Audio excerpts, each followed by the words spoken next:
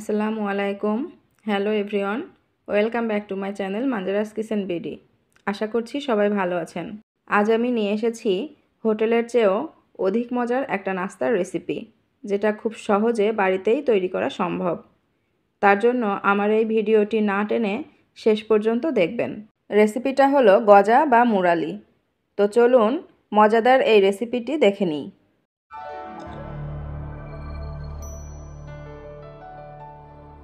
এই রেসিপির জন্য প্রথমে একটা মিক্সিং বোলে আমি নিয়ে নিচ্ছি 1 কাপ আটা। এখানে চাইলে ময়দাও ব্যবহার করা যায়। এরপর দিচ্ছি স্বাদ মতো লবণ। এরপর এখানে দিয়ে দিচ্ছি 1 চা চামচ চিনি।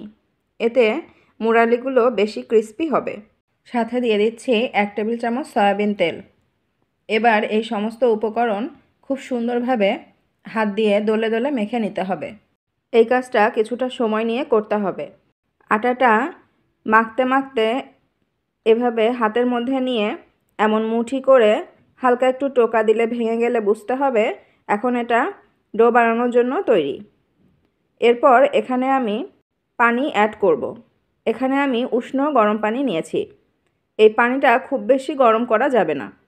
অবশ্য এখানে চাইলে ঠান্ডা পানিও ব্যবহার করা যায়, তবে সেক্ষেত্রে এই ডোটা একটু বেশি সময় রেস্টে রাখতে হয়। আর এই উষ্ণ গরম পানি ব্যবহার করলে এটা জাস্ট 15 থেকে 20 মিনিটের মতো রেস্টে রেখে দিলেই হবে। এই পর্যায়ে এর মধ্যে দিয়ে দিচ্ছি 1 চা চামচ কালো জিরা। এতে মুরালিগুলো খেতে বেশি টেস্টি হবে। হাতের সাহায্যে এভাবে আটাটা খুব সুন্দরভাবে ডলে ডলে মেখে নিতে হবে। সুন্দর একটা ডো বানিয়ে নিতে হবে। এখন এই পাত্রটা আমি একটা ঢাকনা দিয়ে ঢেকে রেখে দিচ্ছি 15 থেকে 20 মিনিটের জন্য। ফিরে এলাম 15 মিনিট পর। এখন আমি এই মেখে রাখা ডোটা থেকে মুরালি বানানোর জন্য একটা রুটি বানিয়ে নিব। প্রথমে পিঁড়ির উপরে সামান্য ময়দা ছিটিয়ে নিলাম। এবার এখান থেকে একটা মোটা রুটি করে বেলে নিব। ভিউয়ার্স, এমন মজার মজার বিভিন্ন ধরনের রান্নার রেসিপি দেখার জন্য মনে করে আমার চ্যানেলটি সাবস্ক্রাইব করে পাশে থাকা বেল বাটন প্রেস করে দেবেন। এই রুটিটা বেশি পাতলা হবে না, এটা একটু মোটা করে বানিয়ে নিতে হবে। দেখুন আমি পুরুত্বটা দেখিয়ে দিচ্ছি। এরপর এই রুটি ছুরির সাহায্যে এভাবে চিকন চিকন শেপ করে কেটে নিব। সবগুলো কাটা হয়ে গেলে বড়গুলা আমি মাঝ বরাবর আরও কিছু পিস করে নিচ্ছি। আপনারা আপনাদের পছন্দ মতো ছোট বড় সাইজ করে কেটে নিতে পারেন। এরপর এগুলো হাতের সাহায্যে একটু সাবধানে এভাবে একটা থেকে আরেকটা ছাড়িয়ে নিচ্ছি। দেখুন আমি মুরালিগুলো খুব সুন্দরভাবে ছাড়িয়ে নিয়েছি। এবার এগুলো তেলে ভেজে নিব।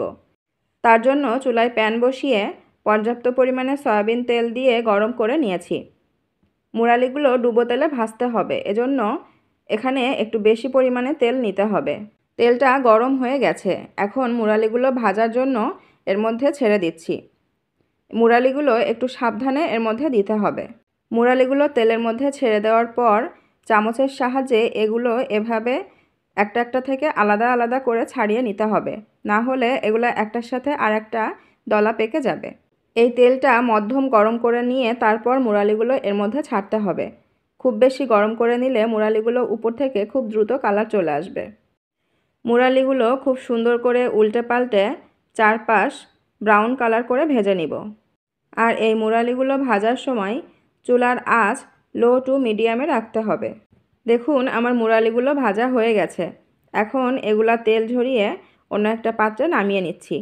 মুরালিগুলো বানিয়ে একটা এয়ারটাইট বক্সে আপনারা দীর্ঘদিন পর্যন্ত সংরক্ষণ করে খেতে পারবেন। এই মুরালিগুলা এখন ঠান্ডা করে নিতে হবে। তার জন্য এগুলো আমি একপাশে রেখে দিচ্ছি। এরপর আমি এখন চিনির শিরা তৈরি করে নিব। তার জন্য চুলায় প্যান বসিয়ে এর মধ্যে দিয়ে দিচ্ছি 1 কাপ চিনি। এরপর দিয়ে দিলাম 1 কাপ পানি। এর মধ্যে দিচ্ছি 3 থেকে 4টি এলাচ ও 2 থেকে 3 টুকরা দারুচিনি। এগুলা সুন্দরভাবে নাড়তে থাকব। এটা নাড়তে নাড়তে খানিকটা ঘন হয়ে আসলে আমি এর মধ্য থেকে মশলাগুলো তুলে নিয়েছি। এই শিরার মধ্যে অলরেডি মশলার ফ্লেভারটা মিশে গেছে। এই চিনি গলে সম্পূর্ণভাবে পানিটা ঘন হওয়া পর্যন্ত এভাবে মাঝারি আঁচে এটা জাল করতে হবে। চিনির শিরাটা রেডি হয়ে গেছে। এগুলো উপর থেকে বেশ ঘন ও ফেনা ফেনা হয়ে এসেছে। এখন আমি ঠান্ডা করে নেওয়া মুরালিগুলো এর মধ্যে দিয়ে দিচ্ছি। মুরালিগুলো দেওয়ার পরে এভাবে সুন্দর করে চারপাশ থেকে অনবরত নাড়তে হবে। এভাবে নাড়তে নাড়তে 1 থেকে 2 মিনিটের মধ্যে মুরালিগুলোর গায়ে চিনি দলা পেকে আসবে। দেখুন মুরালিগুলোর গায়ে চিনির কোটিংটা খুব সুন্দরভাবে হয়ে গেছে। এখন আমি মুরালিগুলো নামিয়ে নিচ্ছি। ভিউয়ার্স দেখুন, তৈরি হয়ে গেল দোকানের মুরালির মতো দেখতে বাড়িতে নিজের হাতে তৈরি মুরালি। এটা দেখতে দোকানের মুরালির মতো হলেও এর স্বাদ কিন্তু ওগুলোর থেকে অনেক বেশি। আমি একটা ভেঙে আপনাদের দেখাচ্ছি। দেখুন এর ভিতরটা কত ফ্লাপি ও খাজ খাজ হয়েছে। এতে বুঝতেই পারছেন মুরালিগুলো কতটা ক্রিস্পি হবে। আপনারাও চাইলে বাড়িতে খুব সহজেই চমৎকার স্বাদের এই মুরালি তৈরি করতে পারেন। আশা করছি আমার আজকের এই রেসিপিটি আপনাদের ভালো লেগেছে। শেষ পর্যন্ত আমাদের সাথে থাকার জন্য ধন্যবাদ। ভালো থাকবেন, সুস্থ থাকবেন, স্বাস্থ্যকর খাবার খাবেন। আল্লাহ হাফেজ।